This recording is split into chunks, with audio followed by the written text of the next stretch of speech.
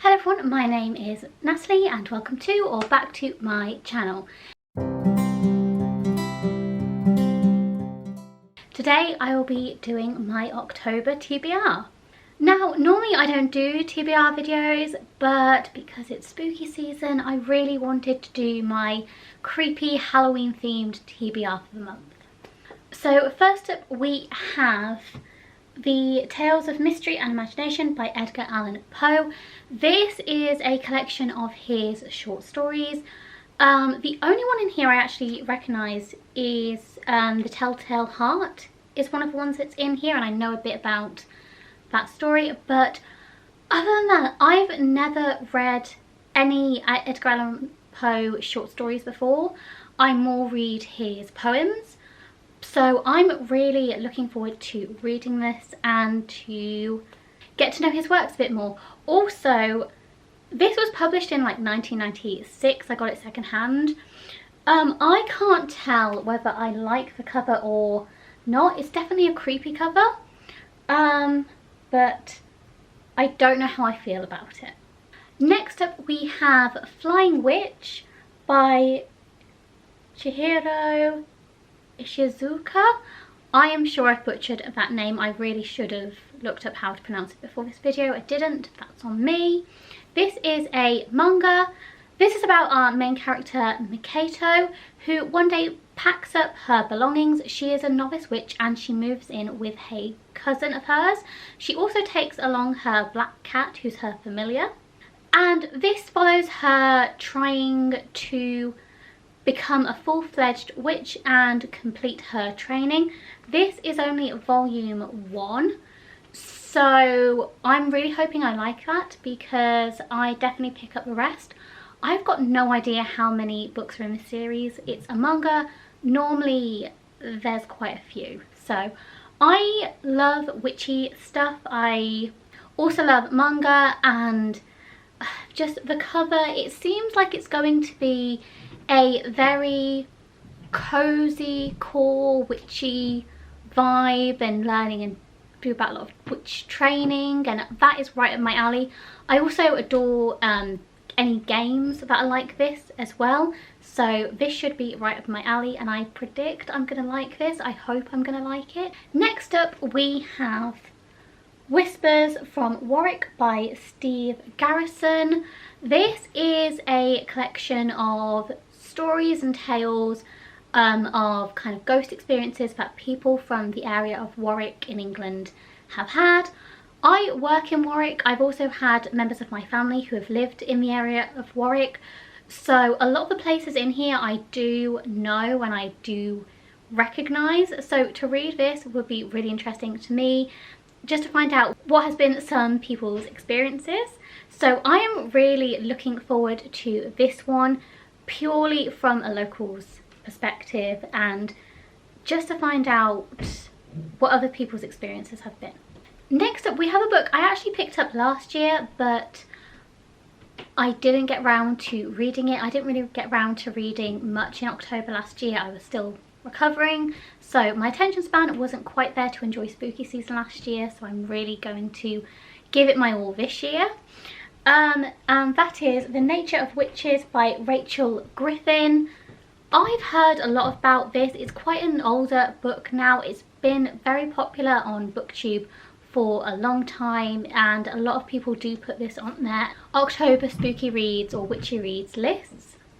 And this is about our main character Clara. She is a witch, and in this world witches actually control the climate, so they are very involved, and as always in these novels something catastrophic, could not say that word at all then. Anyway, something catastrophic happens. I think I said it right that time. And Clara has to go in and fix it because she is what is known as an ether witch, meaning her magic is connected to all the seasons. She is a once in a generation thing. Normally a witch's powers are only connected to one season, but the big issue about this is also Clara doesn't really want to be a witch. She doesn't want this responsibility and she doesn't want to do this. And the story kind of takes off from there. I think this also might take place in different seasons as well. So I think this book maybe takes place over a year. I'm not too sure about that, but I think that might be what I've heard. But again, I love witchy books. I love really autumnal vibes, and I really hope I'm gonna like this one because I've owned it for about a year now. I was waiting for October to roll around again to read it, but not only that, I've had my eye on this book for a few years, so I'm hoping it's going to be worth the wait. Next up we have a light novel, and that is The Haunted Bookshop, Gateway to a Parallel Universe by Shinobu Maru. Again, I've definitely mispronounced that name. Firstly, I got drawn to it because it had the word bookshop in the title, and I'm a sucker for any book that involves books or bookshops or libraries, so that was an instant draw for this one. And secondly, this is about our main character. She lives in what's known as the Otherworld with her adopted father. The Otherworld is essentially a place for people who are in the spirit realm. One day a human stumbles into their realm, and the issue is he's an exorcist, so he definitely shouldn't be here. He definitely doesn't wish these people well, and this follows their story and how it goes from there. This book is also really, really heavily influenced by Japanese folklore and mythology, which I am really, really interested in finding out more. If you've been watching my channel for a while, you know I absolutely adore folklores of different countries and places, so I'm really looking forward to finding out a bit more about Japanese folklore. Also, this is volume 1. I think there are about 5 or 6 volumes, so again, I'm really hoping I enjoy this one because I would definitely consider continuing with it, but we shall see. But like I said, the title is promising, the synopsis is promising. The next book I've got on my TBR list for this month is The Library of the Unwritten by A.J. Hackwith. And in Hell there is a section called the Unwritten Wing, yeah. And basically it means every time there is a book that is unwritten, a book that isn't finished yet, this book goes into that realm, into their library. And the person whose job it is to oversee all this she's called Claire, and one day Claire has to deal with the fact that one of the protagonists, in fact a hero from one of the books, escapes hell and goes to the mortal realm to try and find his author to get them to write the story. And so her, a muse and a demon all have to venture to Earth to try and get this person back before he encounters his author. And something that should be fairly simple ends up being massive, and it ends up getting heaven, hell and earth all involved. I am really looking forward to this one. Again, this is one I have had on my shelves for years. I've also only recently discovered that there are actually 3 books in this series, so I really want to read this and read the series because I thought this was a standalone. I genuinely did not know this was a book series, so I want to read this and see if I'm interested in continuing on with the series. The premise is so interesting, and I think it's going to be the perfect Halloweeny read, so definitely will be trying to pick up this one, especially because it has been on my shelves for, I want to say maybe like 2 years, maybe longer, but it's about time it gets read. It needs to be read. Next up we have another book that I bought last year that I wasn't able to read for spooky season, and this is If We Were Villains by M.L. Rio. Again, this is one I've had my eye on for years and finally picked it up last year, and hopefully we'll get to read it this year. And this is about a bunch of actors, and one of them has been sent to prison for murder, and that's how this story starts off, is him getting released from prison and the detective meeting him to find out what actually happened. And what becomes very apparent in this book is that the characters that all these actors were playing on stage started to bleed into their real life, And I think this sounds creepy. I think this sounds really interesting, and as someone who is getting into acting and has taken acting classes, I have to read this.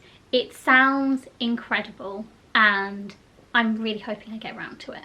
I have also realised, I think I've realised this a few times, but I think each time I pick this book up, it shocks me that there's a dead bird on the cover. I feel like I've noticed this before, but each time I pick this book up, it's like I forget and then I re-notice, and it shocks me every single time. Okay, we have another book that I actually picked up last year. I was waiting for this book. It was released last year. I was waiting for this book for so long. I followed the author of it once I found out it was even going to be a thing. And I will 100%, if I don't read any of these ones, you can bet I will be reading this one. This is my priority read this month. And that is Long Live the Pumpkin Queen by Shea Earnshaw. This is The Nightmare Before Christmas, but what happens after the movie and what happens with Jack and Sally, and this is like Sally's story.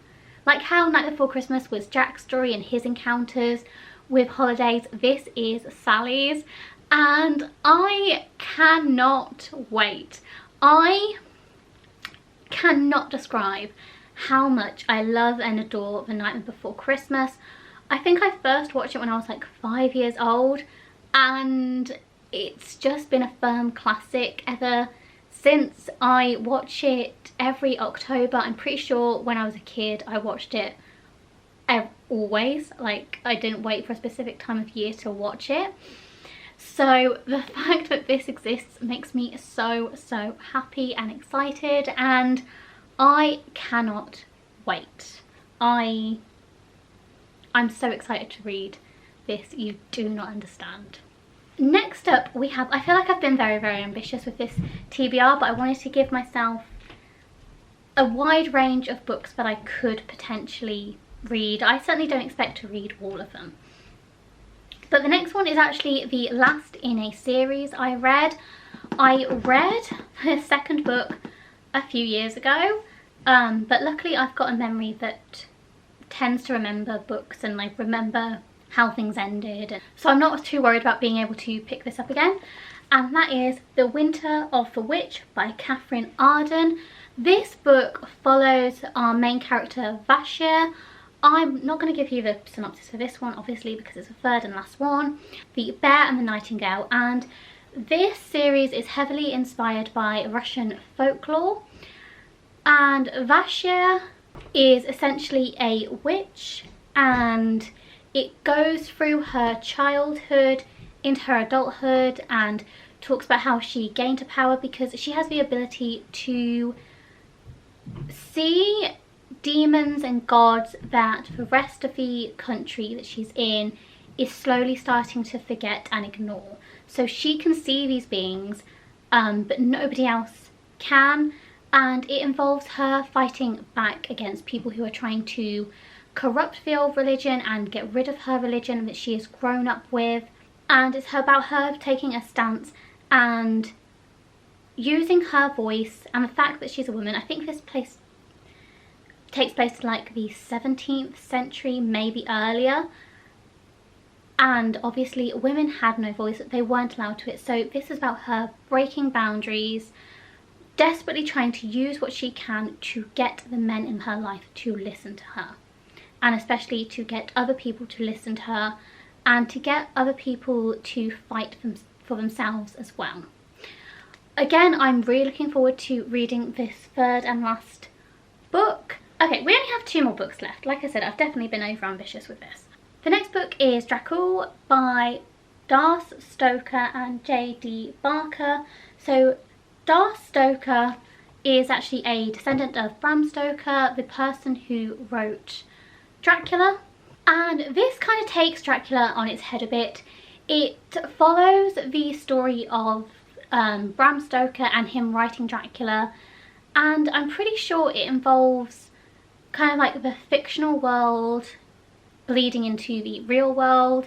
So it follows Bram Stoker discovering Dracula, and that kind of vibe. I will read the first paragraph of the description to you though.